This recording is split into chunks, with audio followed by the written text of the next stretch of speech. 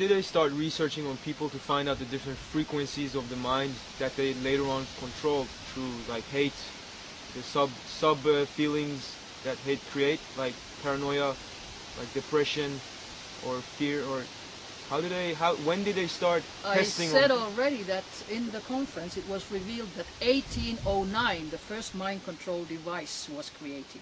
1809. In the beginning, no, not, come on, somebody's beaming me. 1801, 1801, the first one. So it's over 100-year technology, but officially, papers that I have, is that CIA was starting 52 with the Moonstruck program, and since then they've been going on. But of course, since they published this, so it's, you know, it's way beyond. Whatever we read and is published, that's old news, 50-year-old or more.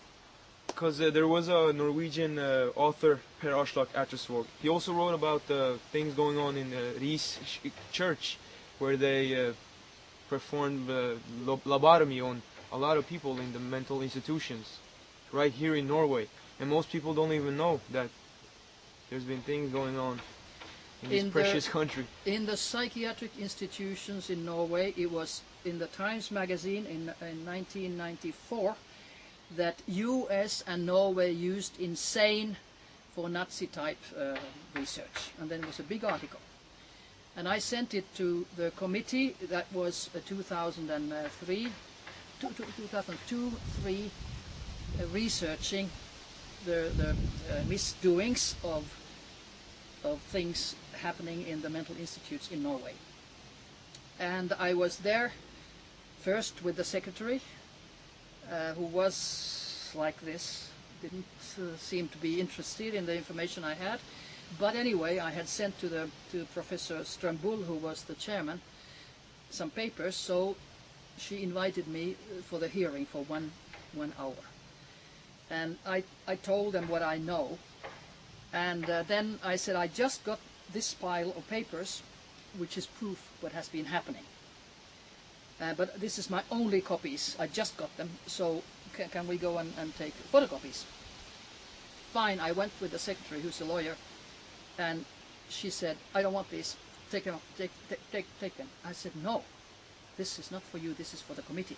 And the committee heard that I asked for the photocopies, but in the official paper of our meeting, she wrote, Luukanen took the papers with her. So probably they never got them. And they came to the conclusion that nothing has happened which is, you know, of abusive type in the mental institutes. Even if those who were involved have said, yes, we did this and this. And now I just, a few months ago, read about a doctor, he's already 90, he said, yeah, we did things like we inserted malaria into the patients, etc. Now I would think that's very unethical. But that's like with September 11th. You put a government committee to research misdoings, but officially it's only research misdoings. Officially it's going to be the other way around, upside down. You have to come to conclusions that there's nothing in it. Like September 11th, like the Condon Committee said that there's nothing to research about UFOs, etc. But he said a year before that there's nothing to research, but I'm supposed to come to this conclusion after we have, you know, researched this. Rauni, you are an educated doctor with a career as a doctor before becoming a writer. What would you say about the chemical injections being used within psychiatry, also in Norway? What is the purpose? What are the results of these There's a lot of research. Injections? There's a lot of, they put them with force. And there was a Norwegian TV program which shocked me because they said that there was a doctor called Maut in Bergen, and according to that program he got 32,000 crowns per patient when he was using certain drugs on the patients. So some doctors are bought, but it is research, it's called research. You know, there comes a new drug, how do you know whether it has an effect or not? Maybe they've done some animal studies, but you know, that's not enough. So we'll have research. And of course those poor people who are in the mental institutes, they are the objects of research. So you give them drugs, injections or oral or whatever, they become more and more crazy. Some of them commit suicide because of those drugs, because the side effects are, among others, suicide.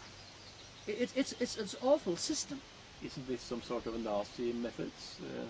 The Nazi methods also started in mental institutions. What method? Nazi, yeah. I mentioned, Times magazine said that Norway and USA used mental patients with Nazi methods. I mean, it's official, but official paper of the government's committee is that there's nothing. And that was before 75. They didn't research after. I said you have to research after 75 because now we have interest what's happening today. What happened before 75 we can't do anything about it, but we can do something what happens today. No, that's not. You know, before 75 was nothing. And of course, nothing now either.